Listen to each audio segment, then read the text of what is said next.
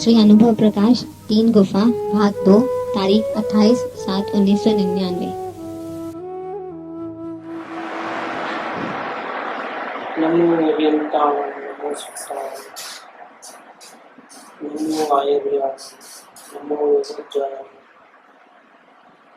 नमो योगे सौपसाय नमो समय सावाय स्वानुभूत्या चकास्तु चित् स्वभावाय भावाय सर्वभावान्तरच्छते मंगलम भगवान वीर मंगलम गौतमो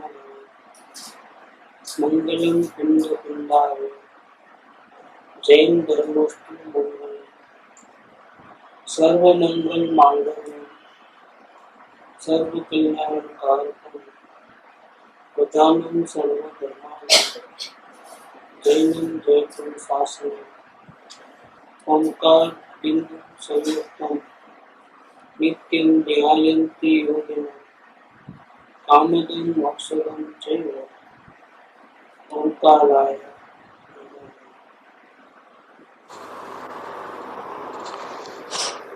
श्री अनुभव प्रकाश आज से 400 साल पहले दीपचंद जी खासलीवाल जैसे महापंडित ने अपने अनुभव से बात लिखी। उनके जमाने में उनकी बात कोई सुनता नहीं था, इसलिए वो लिख के गए। इसमें से अनुभव प्रकाश नाम का ग्रंथ है। इसमें 3 गुफा की बात की है। आत्मा को देखेगा तो श्रद्धा होगी, श्रद्धा होगी तो ध्यान होगा। जिस वस्तु की हमको पता नहीं है उसका ध्यान करने जाओगे तो क्या होगा। इसीलिए श्रद्धा कैसे होवे उसकी बात करते हैं। श्रद्धा कराने के लिए ज्ञान की जरूरत पड़ती है। श्रद्धा का काम नहीं करती। ज्ञान रीडिंग पावर में है। ज्ञान को इस प्रकार से उसके प्रैक्टिस किया जाए, अभ्यास, तो श्रद्धा होती है। टॉपिक ये है कि हमको मैं आत्मा हूं ऐसी श्रद्धा कैसे होवे। तो श्रद्धा होने के लिए अब उपाय बताते हैं। अब तो बहुत सुंदर ढंग से इन्होंने बात बताई कि उसमें शर्त यह है कि जिसको आत्मा की श्रद्धा करना है उसको प्रथम सर्वलौकिक रीति से हटना पड़ेगा। सर पे पूरे दुनिया भर का बोझा लेके घूमे और आत्म कल्याण भी करना है, ऐसा पॉसिबल नहीं है। समझो कोई ऐसा जीव लेवे कि जिसको संसार के काम भी करना है और आत्म कल्याण का भी काम करना है, दोनों काम करना है। और मान लो कि उसके लिए वो कई आशा से ट्राई कर रहा है, कोशिश कर रहा है, अब सफल क्यों नहीं हो रहा है वो? कि टारगेट 2 है और काम कौन सा चल रहा है? टारगेट जब 2 है तो 2 काम करना चाहिए ना साथ साथ में। अच्छा, टारगेट कौन सा बढ़िया है? संसार का बढ़िया है कि आत्म कल्याण का बढ़िया है? 2 टारगेट में से आत्म कल्याण का। आत्म कल्याण का टारगेट बढ़िया है तो 24 आवर्स में से कितने आवर्स आत्म कल्याण में देना चाहिए? मोर देन 50 तो पक्का ना, इतना तो कंपल्सरी है ना। अब 50% भी अगर रखे तो कितना घंटा हुआ? 12 घंटा। कोई स्वाध्याय इसमें कोई लगाता है? टारगेट डबल है और काम क्या चल रहा है? 24 घंटा संसार के चल रहा है।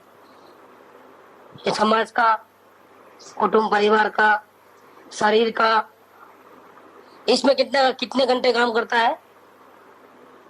24 घंटा। इसमें से समझो कभी निकाल लेता है टाइम, वो भी एक्स्ट्रा बचा तो, ऐसा तो निकालना नहीं है।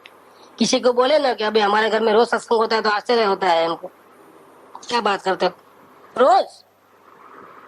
ऐसा होता है क्योंकि पॉसिबल नहीं है, हर जगह ऐसा पॉसिबल नहीं करते हैं लोग। सत्संग करना है संडे को करना, जब सब काम बंद है, दुकान बंद, सब बंद है, तब दुकान चालू रखकर सत्संग में कैसे आएंगे भैया? ग्राहक आके चले जाएगा, नुकसान हो जाएगा हमारा। और वो भी सत्संग भी मिलता है तो 1 घंटे से 2 घंटे से ज्यादा काम मिलता है। पूजा करोगे तो कितना करोगे, भक्ति करोगे तो कितना करोगे। फिर 12 घंटे करना है आत्म कल्याण तो कैसे करोगे। फिर भी ये जिनेंद्र के मार्ग में ऐसी सुविधा है कि अगर अवलोकन की रीति आ जाए तो संसार के पूरे काम भी होते रहे, होने वाले जो होने वाले हैं अपने आप जो होने वाले पूर्व पाप के पुण्य के हिसाब से, और अपना काम भी होता रहे, दोनों काम साथ में चले, कोई प्रॉब्लम नहीं होगा। लेकिन उसकी विद्या सीखनी पड़ती है पहले। वो विद्या सीखने के लिए कुछ भोग देना पड़ता है। वो भोग क्या है? एक डॉक्टर बनने के लिए कितने साल घुमाते हैं हम लोग? अगर अपने लड़के को डॉक्टर बनाना है 25 साल तो कम से कम, इसके बाद प्रैक्टिस जाता है। और इसका खर्चा कितना होता है 25 साल में? हो गई बात। और आत्म कल्याण करना है मतलब परमात्मा बनना है, अनंत जन्म मरण का खत्म कर डालना है मामला। 3 लोग का नाथ बनना है, कभी भटक भटक नहीं करना है, अविनाशी शांति प्राप्त करना है। इसके लिए हम क्या भोग देने को तैयार है? क्या दिया है अब तक और क्या हमारी तैयारी है? ये अपने दिल पे हाथ रख के बोलना है। हमने अपनी जिंदगी अब तक की गंवा दी पंचेंद्रिय के विषयों में, समाज, कुटुंब, परिवार, शरीर के पीछे। ये भाव मिला था मनुष्यों को, भाव मिला था आत्म कल्याण करने के लिए। स्वर्ग के देव तरसते हैं। इंद्र कहता है कि अरे, और इंद्र तो रोज आता है ना सुनने के लिए भगवान की वाणी। 14वां इंद्र एक अवतारी को, और सब मुनियाज को साधना करते हुए देखता है ना वहां पर तमोसरण में। अरे मैं अगर मनुष्य होता तो कितना अच्छा होता, मैं भी इनके वैसे साधना करता। लेकिन किस्मत, मैं स्वर्ग का देव बन गया। मुझे नहीं चाहिए स्वर्ग की संपत्ति, लेकिन क्या करें, आयुष्य फिक्स है। अफसोस करता है कब मैं मनुष्य पर लूं, कब मैं ऐसी संयम की साधना करूं, तो कब मैं मोक्ष को पाऊं, ऐसी भावना पाता है वो। उसके लिए उसके आंख में से आंसू निकल जाते हैं।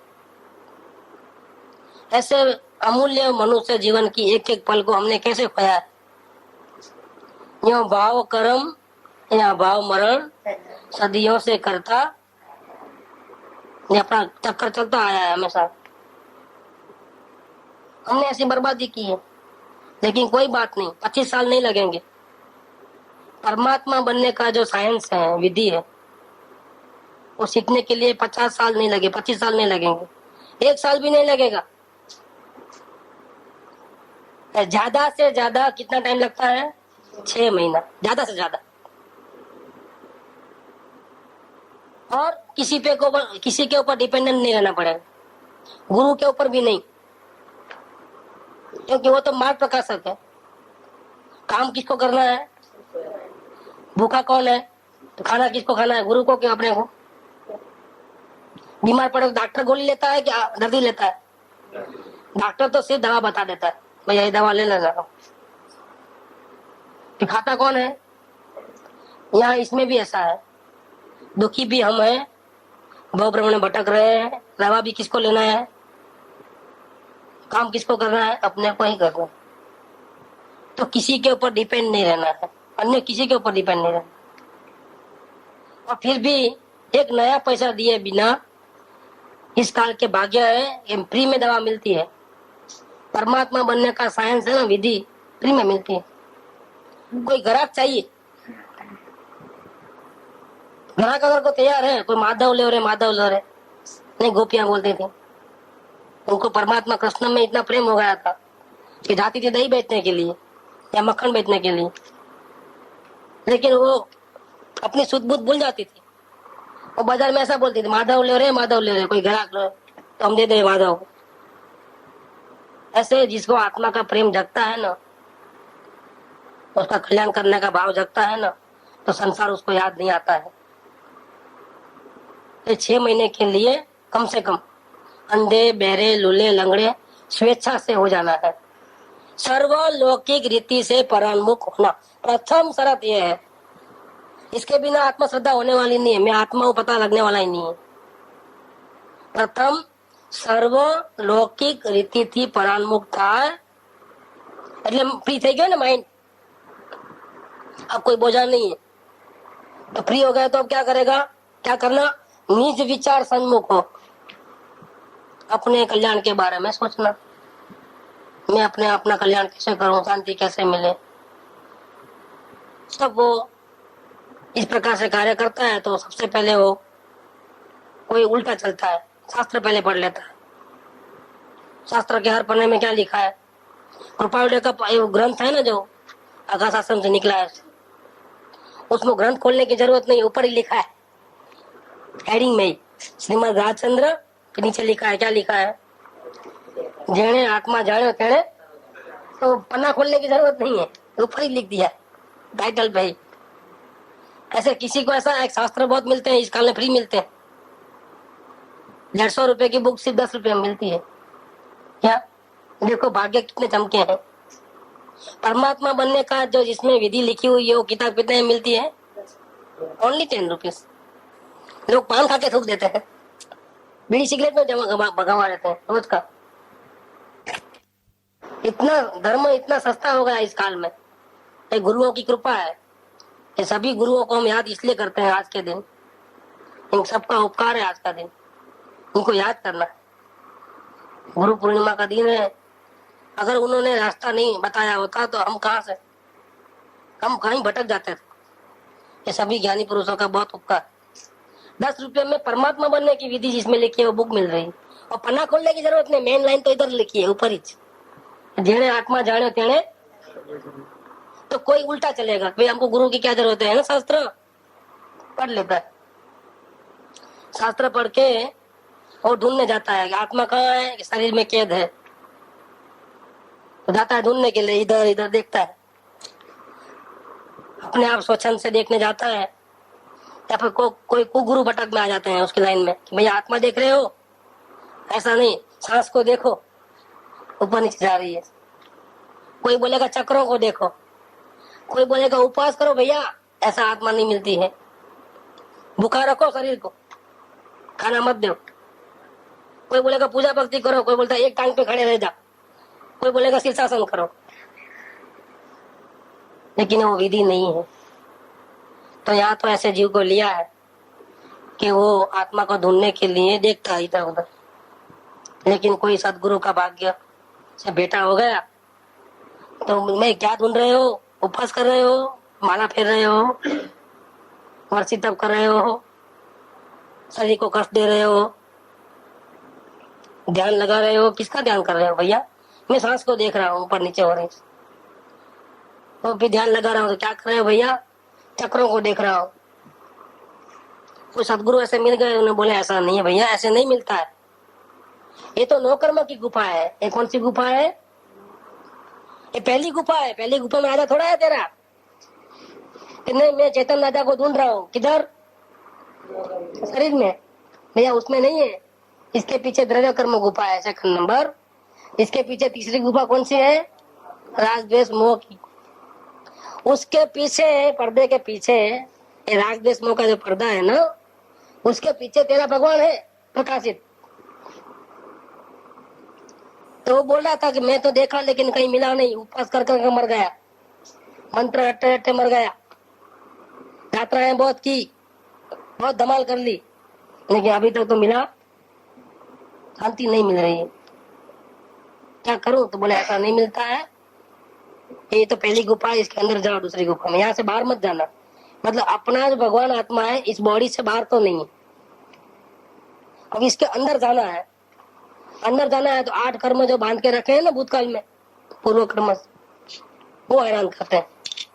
कैसे हैरान करते हैं कि अघाती कर्मों के कारण से ऊंचा नीचा कुल, ऐसी जाति, नाम, शरीर का रूप का डंगा ऐसा भी मिलता है, अच्छा भी मिलता है, दोनों साइड है, भेद नहीं हटा सता होता है। ये अघाती कर्मों की कृपा है। मतलब संयोग अनुकूल या प्रतिकूल होते हैं बाहर के संयोग में, कोई गरीब, कोई तवंगर, कोई रूपवान, कोई कुरूप, कोई ऊंचे जाति का, कोई नीची जाति का, किसी को शरीर में पीड़ा है, अशांता असाता है, किसी को सब ठीक ठाक, साता साता वेदनी कर्म, ये अघाती कर्मों का। वो अंदर में एक शरीर है दूसरा जो दिखाई नहीं देगा अपने आप, वो केवल ज्ञान का विषय या अवधि ज्ञान का विषय, क्योंकि वो पुद्गल का शरीर है और अत्यंत सूक्ष्म होने के कारण से दिखाई देता।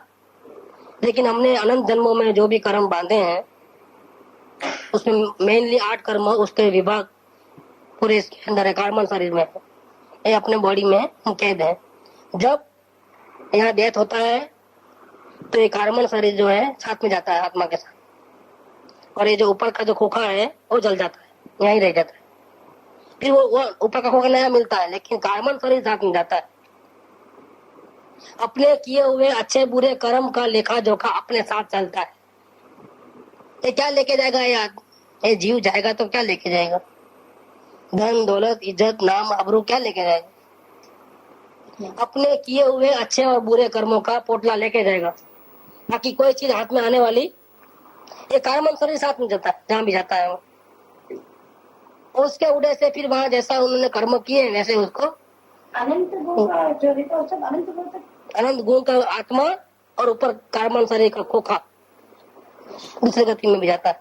और ये ऊपर का खोखा वो इसको जला देते हैं आप, इसको बोलते हैं मरण। क्या? और वहां जन्म होता है, यहाँ मरते ही वहां जन्म हो जाता है 2-4 समय के अंदर, वहां नया खोखा मिल जाता है। तो बंदर होगा तो बंदर का शरीर मिलता है, चिड़िया होगा चिड़िया मिलता है, नरक में जाता है नरक का। ये सब किसकी कमाल है? अघाती कर्मों की कमाल है। 4 अघाती और 4 घाती, ये सब इफेक्ट अच्छे बुरे प्रसंग क्यों बनते हैं? ये ध्यान जब करने लगते हैं तब गर्मी ठंडी महसूस क्यों होती है? क्योंकि वेदनीय कर्म चालू है, गर्मी के कारण से आस आता है, भूख लगती है तो आस आता है। ये सब क्यों है? तो अपना फंक्शनिंग चालू है उनका 4 आघाती कर्मों का। लोग घबरा जाते हैं, घबरा करके दूसरी गुफा से वापिस आ जाते हैं। भैया ऐसा धर्म नहीं चाहिए हमारा, इतनी तकलीफ पड़ती है, नहीं भैया इसके अंदर और घुसना अंदर। ये 4 आघाती कर्म की बात करें, 4 घाती कर्म की बात करें कि मोहनी कर्म भ्रमाता है। जो सही रास्ता है वितरागी गुरुओं ने बताया है, वो रास्ता जीव को माफक नहीं लगता है, अच्छा नहीं लगता है। अवलोकन क्या अवलोकन करना, क्या देखना, कुछ करना करना नहीं, बस यही। ये तो क्या है, ये तो ऐसे थोड़ा सा मौका मिलता है। जीव को विश्वास में आना बहुत मुश्किल हो जाता है।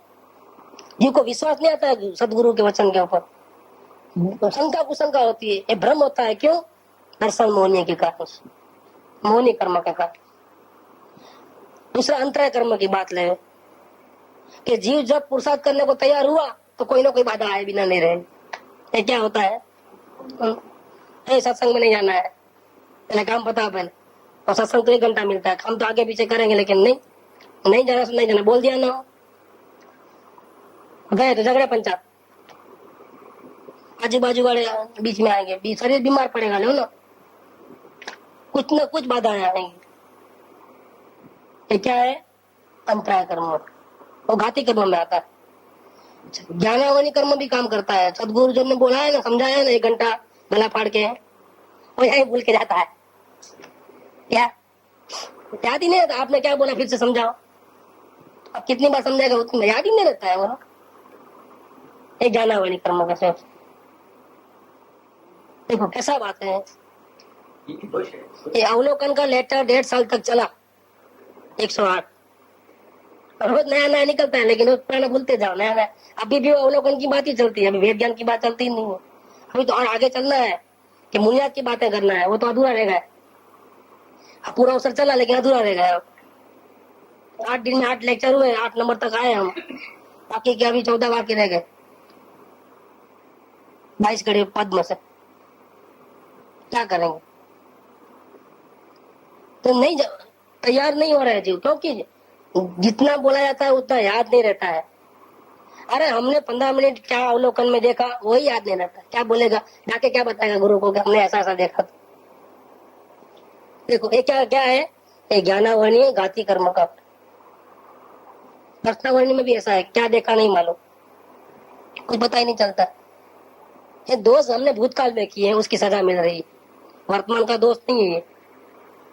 ऑलरेडी कर्म बंधे गए हैं ना, जो ये दोष कौन सा है? भूतकाल में किया है, उसकी सजा अभी काट रहा है। अब ये 4 घाती कर्म और 4 आघाती कर्म, उसके डर के मारे अगर यहाँ से वापिस चले गया तो राजा नहीं मिलेगा भैया तुमको। तो राजा कहाँ पड़ा है? तीसरी गुफा में पर्दे के पीछे है। डर गया सो मर गया।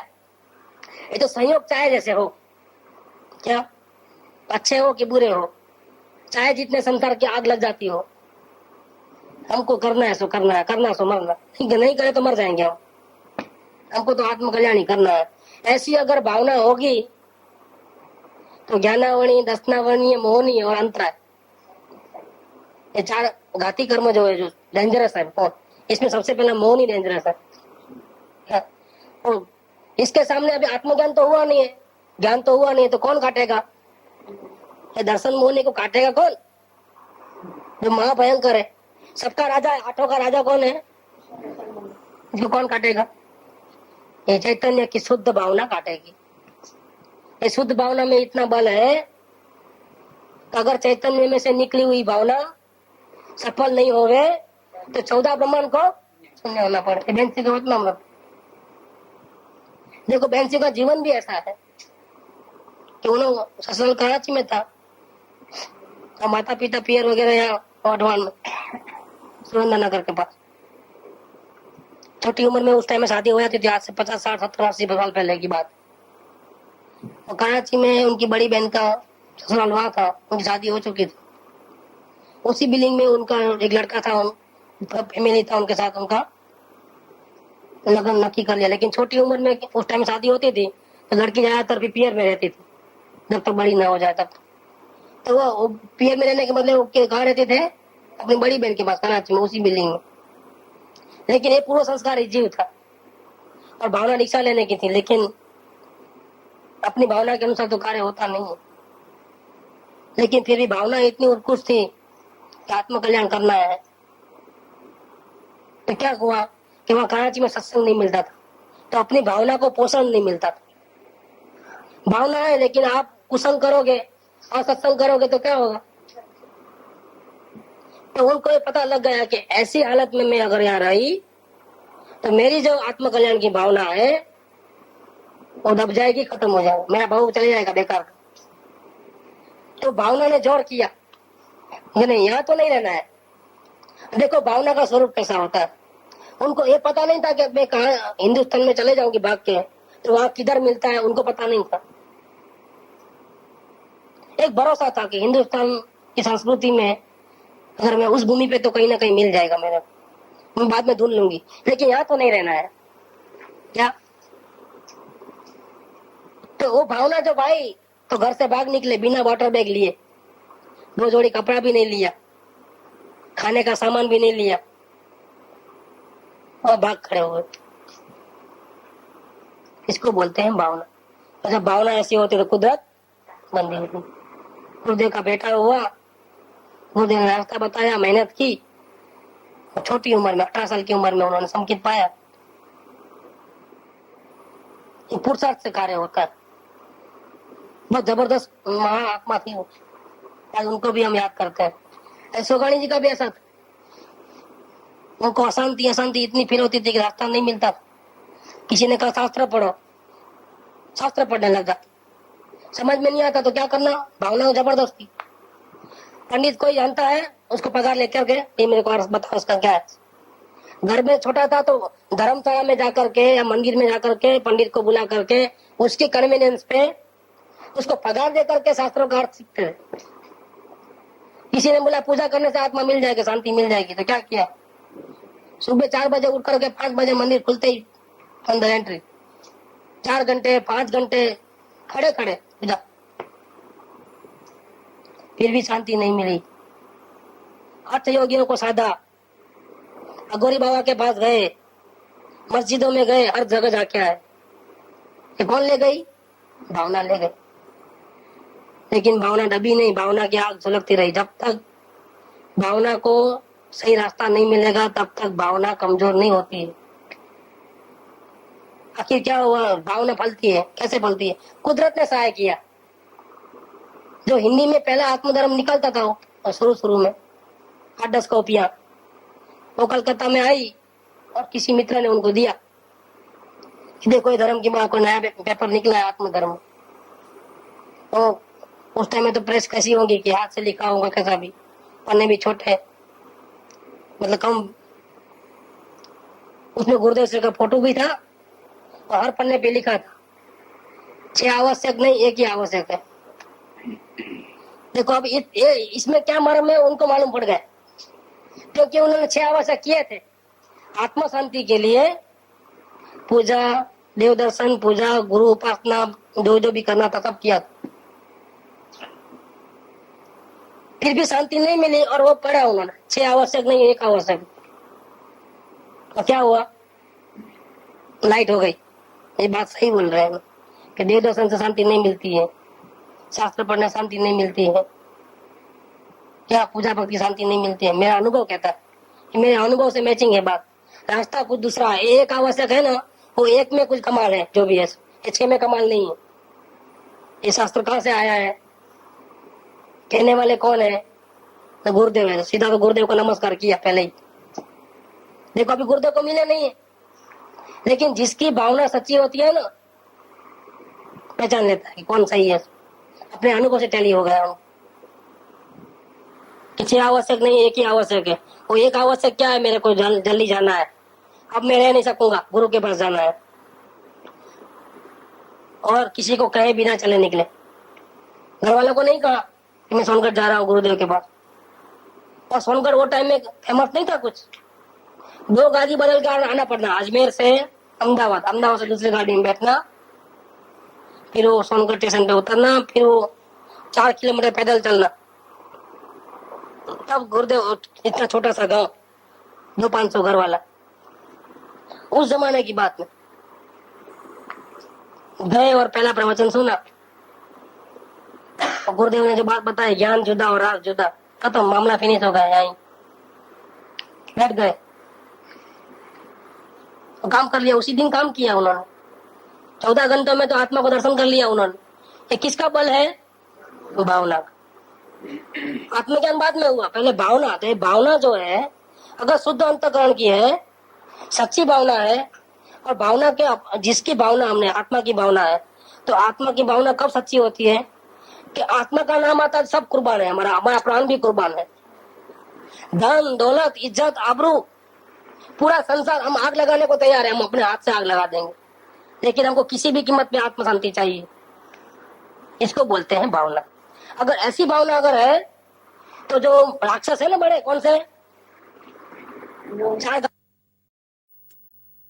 यही परफेक्ट है।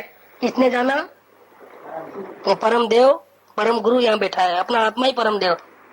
निश्चय से पंच परमेश्वर यही है, यही आत्मा अर्यंत होने वाला है, यही आत्मा सिद्ध होने वाला है।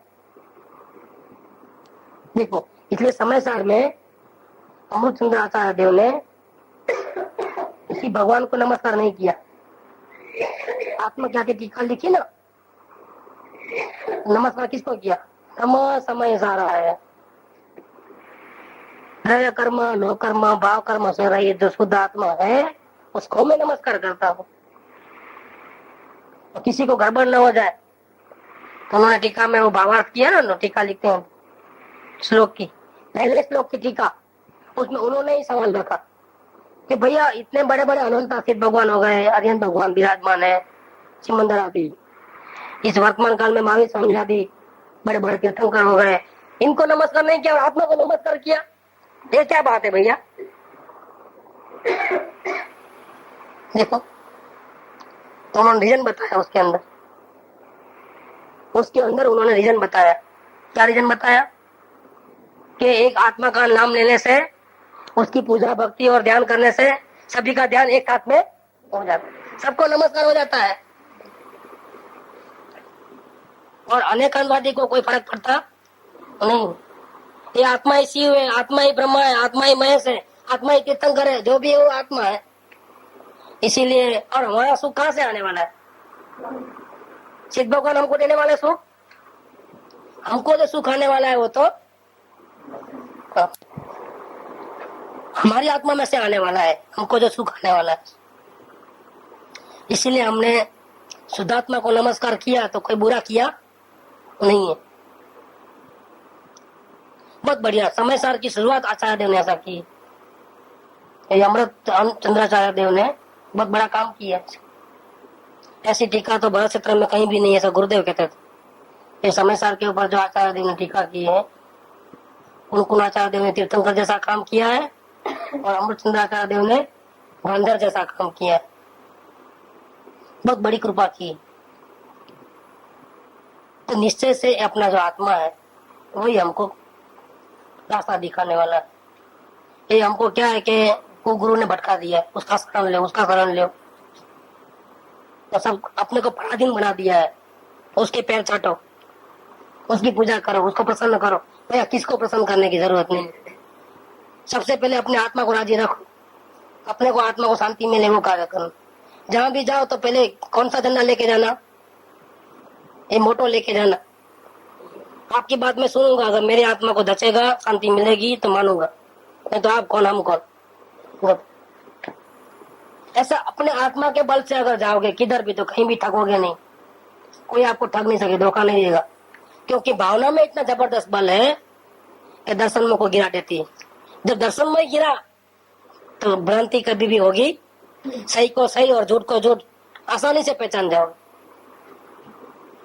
इसीलिए हमारा आत्मा ही सारा रास्ता साफ करता है। तो ये 8 कर्मों की जो गुफा है सेकंड नंबर की, उसके कारण से ये सब इतने सारे प्रॉब्लम खड़े होते हैं। लेकिन आपको घबराने की कोई जरूरत नहीं, डेयरिंग से जाओ। ये मार्ग है ना, ये कायरों का मार्ग नहीं है, ये मार्ग है हीरों का मार्ग। हम महावीर के संतान हैं, गुरुदेव के शिष्य हैं, कृपालुदेव के आशीर्वाद हमारे साथ में है। हम पीछे हटने वाले नहीं। जो काम उन्होंने किया कृपालुदेव ने 128 पत्र में, गमे तेम था, आदि आवे उपाधि आवे नहीं, आदि व्याधि उपाधि, चाहे जितने उपसर्ग आवे, चाहे जितने परिसर सहन करना पड़े, चाहे तो जीवन एक समय मात्र का हो, उसमें भी दीर्घनिमित हो, फिर भी मुझे तो आत्म कल्याण ही करना है। ऐसे राज कृपाणु के हम शिष्य हैं, हम वापिस जाने वाले। ऐसा वीरता से आगे बढ़ोगे तो पहली गुफा दूसरी गुफा से आगे निकल करके आप पहुंचे कहा तीसरी गुफा। अब असल कार्य यहाँ करना है। अब तक तो खोजना नहीं था, अब तो सीधा चले जाना था। पहली गुफा में खोजना नहीं, खोजने का नहीं, शरीर को देखने की जरूरत नहीं। ये नौकर्म की गुफा है ना, उसको कहीं देखने की जरूरत नहीं। शरीर से बाहर तो सवाल ही नहीं है क्या, और इसको भी नहीं देखना है। और अंदर 8 कर्मों के कारण से तकलीफें आती है, उसे भी घबराना नहीं है। भावना की तलवार लेकर के जाओ आगे वीरता से। नहीं, कैसे भी मैं करूंगा ही करूंगा, ऐसा निश्चय करो। और कहाँ जाना, स्ट्रेट फॉरवर्ड। 1-2 को छोड़ करके सीधा तीसरे में चले जा। क्या कितना सही मार्ग बताया है। तारीफ शब्द नहीं है तारीफ करने के लिए, जबरदस्त। ये तीसरी गुफा में, ये जो तीसरी गुफा है ना, रागद्वेष मोह है ना, उसकी गुफा है। ये तेरे नाथ का अशुद्ध स्वांग है। क्या कहा, ये भाव कर्म गुफा है, पहली 9 कर्म गुफा, दूसरी 8 कर्म वाली कर्म द्रव्य कर्म गुफा, और अभी जो वर्तमान में जो विचार चल रहे हैं, पुण्य और पाप के कई प्रकार के, अनेक प्रकार के भाव हो रहे हैं। और तीसरी कौन सी गुफा है, भाव कर्म गुफा। ये भाव कर्म गुफा में राग द्वेष मोहना प्रकाश में છુપાયેલું સ્વરૂપ રહે છે। देखो તે પ્રકાશ तारा नाथ नो अशुद्ध स्वांग से। ये तेरा आत्मा क्या कर रहा है कि अपने को भूल करके कर्म के पोटले जमा कर रहा है, बांध रहा है। कैसे, अच्छे बुरे भाव करके। और क्या कर रहा है कि एक रजकण को आगे पीछे कर सकता है, ताकत है, किसी को मार सकता है, किसी को बचा सकता है, एक भी परिणति को आगे पीछे कर सकता है। अरे क्रोध को भी नहीं हटा सकता है, और क्रोध को ला भी नहीं सकता है। क्या, नो कंट्रोल पावर। ये जानने देखने के सिवा तेरा आत्मा कुछ कर सकता? एक तड़क लाना 2 टुकड़ा करवाने सप्ताह में धरावता, ये ज्ञानियों का पुकार है। कुछ नहीं है, जाने सबको। जेम नेत्र तेमज ज्ञान, नथी कारक नथी वेदक करे। ये जैसे आँख सब काम हो लेकिन ये क्या करे, आप क्या करे? उसका दूसरा कोई काम है क्या? हाथ काम करे, पैर काम करे, हृदय काम करे, सब करे, लेकिन आप क्या करे? उसके जिम्मे कौन सा काम है? बस ऐसा ही आत्मा है, आत्मा और कुछ करे नहीं, सबको देखे जाने, ये पाप पुण्य को भी जाने, आश्रय तत्व को, बंध तत्व को भी जाने, समर तत्व को भी जाने, निद्रा को भी जाने और मोक्ष को भी, और दूसरे अजीब पदार्थों को भी जाने और जीव को भी जानने के अलावा उसके डिपार्टमेंट में कुछ है ही नहीं। क्या ऐसा हमारा स्वरूप है? तो ये राग द्वेष मोह के भाव जो हो रहे हैं वो जानने मात्र नहीं रहता है और गड़बड़ करता है तो राग द्वेष मोह होता है। अगर जानने मात्र रह जाएगा तो राग द्वेष मोह अपने आप बंद हो जाएगा। इसीलिए कहा कि ये राग द्वेष मोह इस आत्मा का अशुद्ध स्वांग है और सिर्फ जानना वो उसका शुद्ध स्वांग है। ओरिजिनल परिणति कौन सी है? जानना। और राग द्वेष मोह करना वो कौन सा है? डुप्लीकेट, एक कृत्रिमता से किया गया है, ये बोझा रूप है, भार रूप, सहज नहीं है, उसमें अशांति है, दुख है, टेंशन है, भय है, जानने में कोई कुछ नहीं है। क्या कहते हैं? तीसरी गुफा में डायरेक्ट चले जा, राग द्वेष मोह ना जो भावो छे एमा तू खोज। खोज माने क्या? ढूंढना माने क्या? देखना। किसको देखना भैया? आत्मा को कि राग द्वेष मोह को? नहीं, आत्मा तो पर्दे के पीछे है ना, वो तो बाद में देखेगा। तीसरी गुफा कौन सी है? राग द्वेष पुण्य और पाप की गुफा है। अभी आत्मा तो कहाँ हाथ में आया है और दिखेगा भी कैसे? क्योंकि वो तो उसके पर्दे के पीछे है ना। पहले पर्दे को हटाना पड़ेगा ना। हटाने के बदले क्या कहा उन्होंने? राग द्वेष मोह को खोज। माने क्या? इसी गुफा में जाकर के खोज।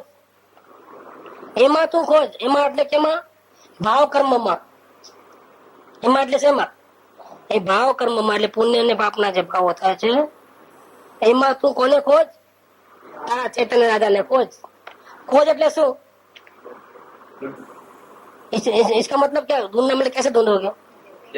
देखना। खोज का दूसरा मीनिंग क्या? देखना। अवलोकन की बात है इसके अंदर कि राग द्वेष मोह को, पुण्य पाप के भावों को देख तो तेरा चैतन्य राजा मिल जाएगा।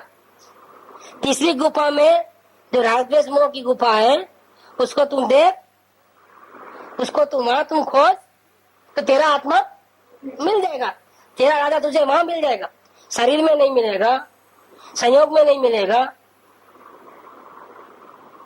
दूसरी गुफा में नहीं मिलेगा कर्मों की। कहाँ मिलेगा? तीसरी गुफा में। और तीसरी गुफा में जो राग द्वेष मोह है उसमें उसको देख तो तेरा राजा तुझे वहां भय न पाओ, घबराना नहीं। अरे गुस्सा हो गया, देखने से जल जाएगा। राग द्वेष को देखेगा तो राग द्वेष रहेगा नहीं। खड्डे को देखेगा तो कौन गिरेगा? रस्ते जाते हैं आँख खोल करके, खड्डा दिखा तो क्या करेगा? कोई जाएगा आगे? ऐसे क्रोध को देखेगा तो क्या होगा? क्रोध बंद। राग द्वेष को देखेगा तो क्या होगा? राग द्वेष बंद। और राग द्वेष जैसा बंद होए, पर्दा हट गया ना, चल गया ना, तो क्या मिलेगा? आत्मा मिल। फौरन उसी वक्त आत्मा की शांति मिलेगी, उसी वक्त, बाद में नहीं। कितना इजी? अब इजी नहीं है, कोई हार्ड काम है। बस अब ये समझ में आ गया, फिर प्रैक्टिस करना रहता। जितनी प्रैक्टिस करोगे उतना आपका कंसंट्रेशन, आपका कॉन्फिडेंस बढ़ते जाएगा और अपनी सिद्धि हो जाएगी। ये क्या है? गलती कहाँ हो रही है? ये अवलोकन क्यों नहीं हो रहा है? इतना इजी मार्ग है, इसमें आत्मा को देखने का कहते ही नहीं है। किसको देखने को कहा है? क्योंकि वो सदगुरु भी जानते हैं कि आत्मा आरूपी है, कान से सुनाई देगा नहीं, आंख से दिखाई देगा नहीं। उसको आदत कैसी है? इंद्रिय का आधार लेकर के उसको आदत ऐसी है। इसकी पोजीशन ऐसी नहीं है कि वो सीधा आत्मा को देख रहे। तो उन्होंने रास्ता बिल्कुल इजी कर लिया। क्या? सदगुरु भी इस मार्ग से गुजरे हैं ना, तो उन्होंने रास्ता इजी बताया कि भाई इसकी जो हालत है, इसकी बीमारी ऐसी है कि अभी चल भी नहीं सकता, तो इसको चलाएंगे तो मर जाएगा बेचारा क्या। इसीलिए वो जितना कर सके उसको लेटे लेटे ही कुछ करो।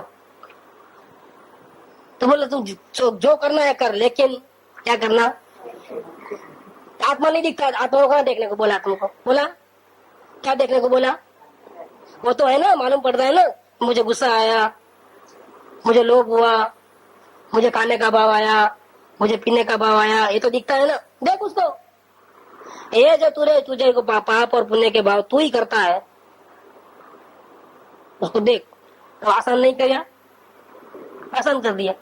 देखने से क्या होगा, करके देख लेना क्या होता है। राग द्वेष मोह के विचार सब ब्लैंक दिखेगा, फिर दिखेगा, देखने से करे देखने से क्या होगा, वो तो शंका है ना अभी इसलिए। लेकिन प्रॉब्लम कहाँ आता है कि इतना इजी काम भी वो इसलिए नहीं कर पाता है कि मुख में राम बगल में ये काम। गड़बड़ कहाँ है, गड़बड़ और किधर भी नहीं है, नियत झूठी है, अंततः शुद्ध भावना नहीं है। शुद्ध भावना नहीं होने से दर्शन मोह वैसा का वैसा है, शंका को शंका होती है। पितरागी के वचन के ऊपर फेथ नहीं आ रहा है।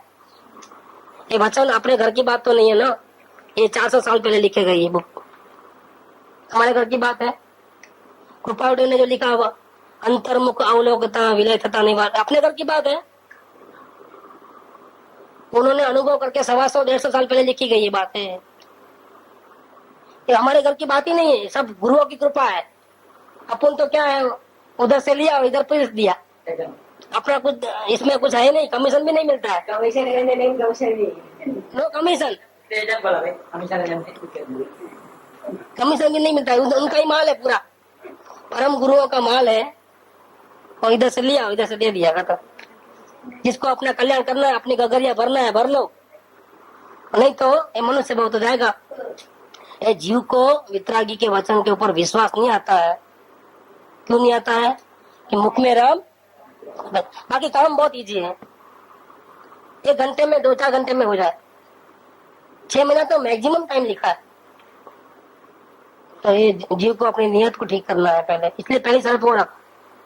श्रद्धा कैसे हुए तो क्या कहा, प्रथम सर्वलौकिक रीति थी परान मुक्त है, निज विचार सन्मुक्त है। इसमें पूरा जिम्मेदारी डाल दिया आपके ऊपर। ये मुफ्त का माल नहीं, कैसे मिल जाएगा, कंडीशन है। जो तने बीजे क्या है न गमतू होए तो, ये बहुत बड़ी कंडीशन है, ये छोटी कंडीशन नहीं है। बस बहुत इजी है, उपयोगात्मा में डाल देना और देख लेना। भैया खाने का खेल नहीं है भैया, ऐसा इतना सस्ता भी परमात्मा नहीं है। ये पूरी दुनिया को छोड़ के आओगे ना, सबको आग लगा के भावों में, तब परमात्मा मिलेगा। एक अंश में भी कहीं रहेगा तो नहीं मिलेगा। चाहे जितना अवलोकन कर लो, इस लोक की अल्प भी सुखेच्छा होगी, पदार्थ का निर्णय नहीं होगा। 3 गलती अवलोकन वाले की 3 गलती है वो क्या। और सदगुरु के वचन में फेथ नहीं आएगा, परम दीनता का अभाव, फेथ नहीं होगा, सत्पुरुष में परमेश्वर बुद्धि नहीं आएगी, वचन पे विश्वास नहीं है, पहला संकित ही नहीं होगा। पदार्थ नहीं है तो दूसरा संकित है क्या, पूरा मामला ही गोल पूरा। अब अवलोकन करके मर जाओ ना, पूरी जिंदगी अवलोकन कर लो, नहीं होने वाला है। क्योंकि अवलोकन के बाद जो 3 गलतियां वो कैसे निकालोगे।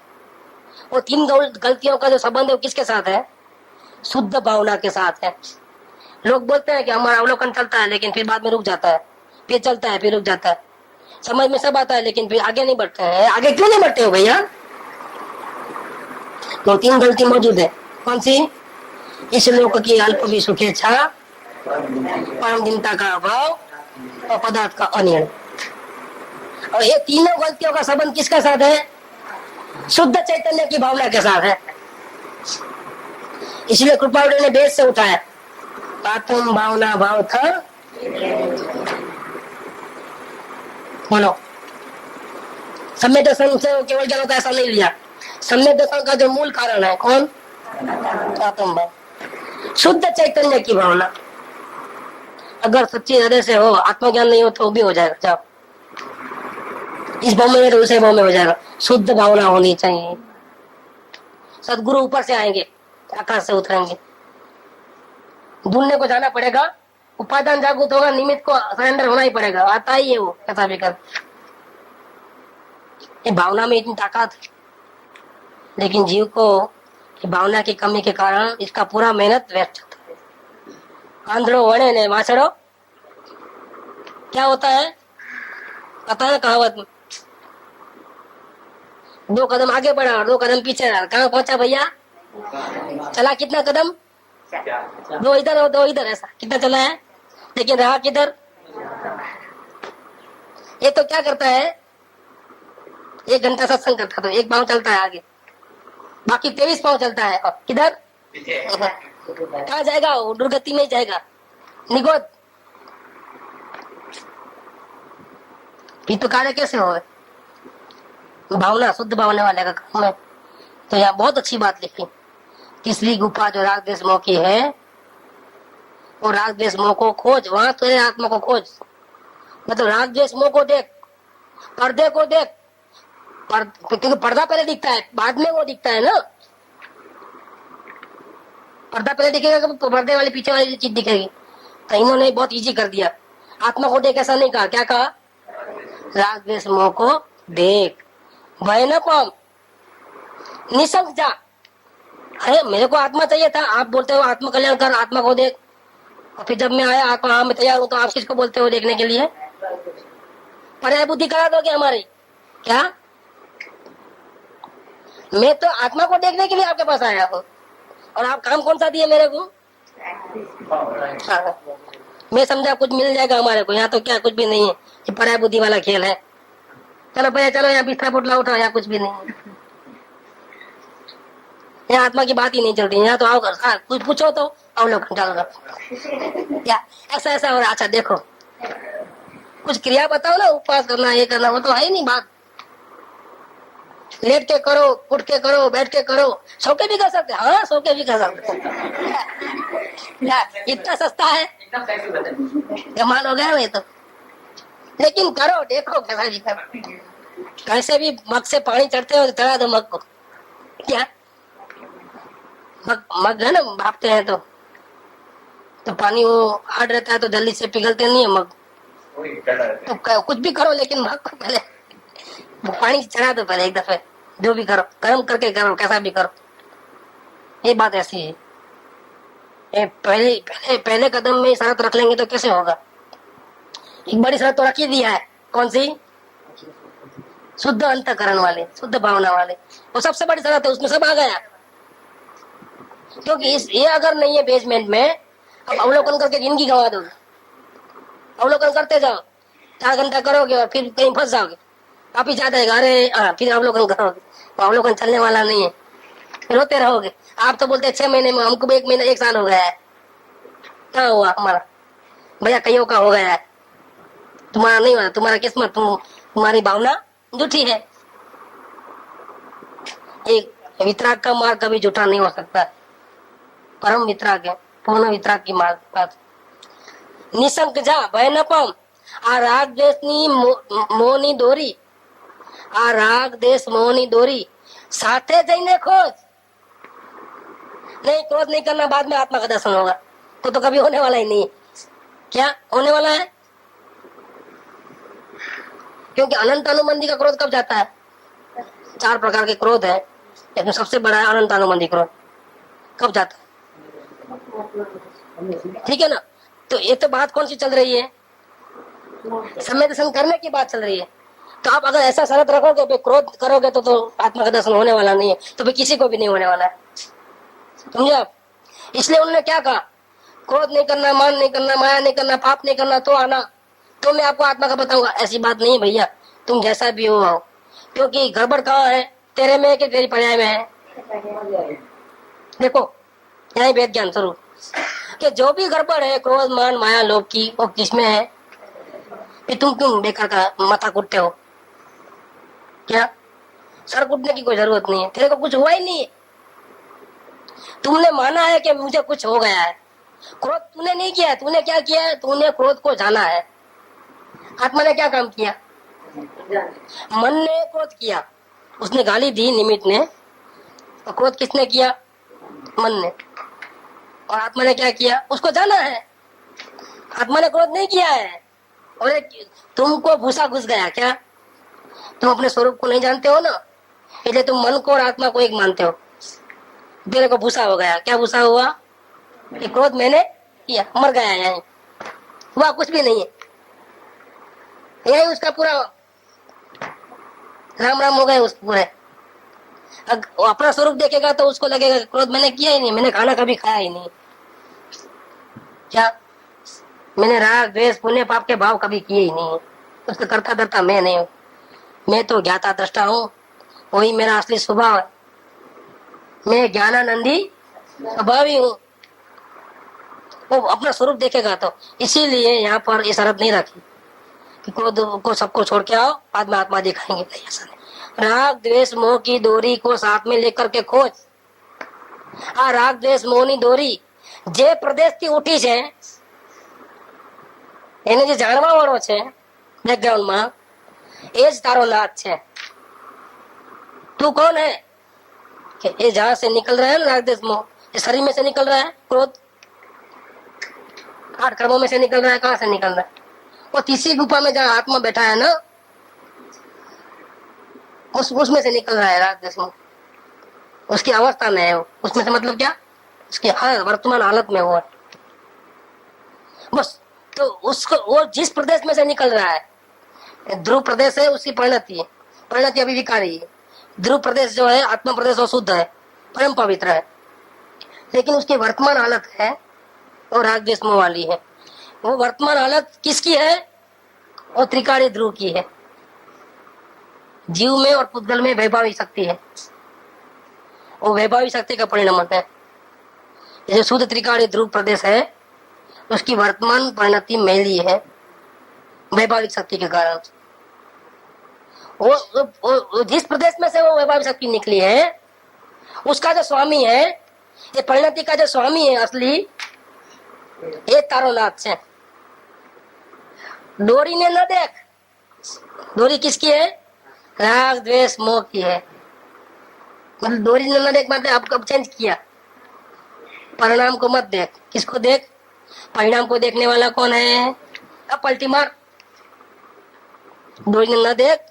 जेना आत्मा दोरी से। कोना आत्मा दोरी से? या परमात्मा आत्मा दोरी से। इन्हें वड़कता शब्द देखता नहीं लिया है। देखो शब्द चेंज किया है यहाँ पर। राग द्वेष मोह को तो देखना था, और इसको क्या करना था? जिसके हाथ में डोरी है ना, परमात्मा के हाथ में अंदर बैठा है, उसको क्या करना? देखना कि चिपक जाना। देखो क्या लिखा है, तेने वड़क गया तुरंत मर से। वो चिपक जाना। चिपक जाना मतलब क्या? वड़कना माने क्या? खंबे को पकड़ नहीं लेते, एक में खो जाना। तेने वड़क था, देखता नहीं। હવે देखता भूली जाओ। आज हूँ छू शू, मैं यही हूँ, ऐसा उसको बात करा लेना। एक में खो जाना तो क्या होगा? फोर्स है, वड़क में बहुत फोर्स है, बहुत जबरदस्त फोर्स है। वो परमात्मा को तुम मैं परमात्मा से चिपक जाओ, पकड़ लो, यही मैं हूँ। तुरंत मर से क्या लिखा है? ऑन द स्पॉट તારો નાથ નિજ જ્ઞાન મહિમાને છુપાવીને બેઠો છે, તેને તું પીછાણ।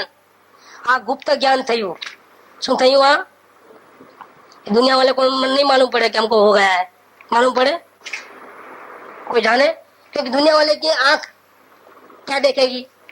ये चमड़े को देखेगी बाहर के। पूजा कर रहे हैं, भक्ति कर रहे हैं, गाली दे रहे हैं, वही दे। उसको क्या मालूम है कि क्या काम किया उसने? उसको परमात्मा मिला है, उसको मालूम है क्या दुनिया वालों को? आ गुप्त ज्ञान થયું એટલે તારો નાથ છુપાયેલો રહેશે। હવે ક્યારે પણ પડદા પાછળ નહીં રહે। પડતો હશે પણ તને એનું જ્ઞાન નિરંતર રહ્યા કરશે।